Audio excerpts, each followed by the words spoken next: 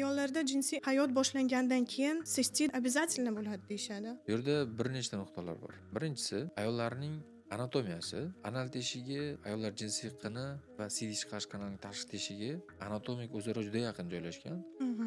va odamdagi kindik, qo'ltiq sohasi, masalan, pромежность deydi, oraliq sohalarida xohlaysizmi yo'qmi infeksiyalar bo'ladi. Mhm. Bu infeksiyalar bir-biriga o'tib turishi mumkin. Ilk marta jinsiy aloqalar bo'lgan paytida ko'tariluvchi yo'l bilan biologik suyuqliklar CD chiqarish kanalidan tepaga ko'tarilishi mumkin. Mhm. Va birinchi shunaqangi muammolar tug'dirib qolishi mumkin. Ba'zi paytlar bo'ladi, har bir jinsiy aloqadan keyin yoki masalan bir haftada 5 marta jinsiy aloqa bo'ladigan bo'lsa, shuning 2 ta 3 tasida sistit bo'lib qolaveradi. Buni postkoitalniy sistit deydi. Nima deganim? Ayollarning CD chiqarish kanalining tashqi teshigi ayollar jinsiy qiniga juda yaqin bo'ladi. Buning oqibatida har bitta jinsiy aloqa paytida shu biologik suyuqliklar, uning tarkibida bakteriyalar bor, ko'tariluvchi yo'l bilan sitoqopaga tushib qolaveradi.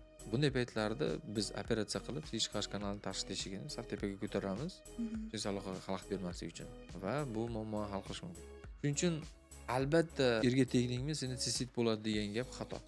Mhm. Mumkin emas bu narsa.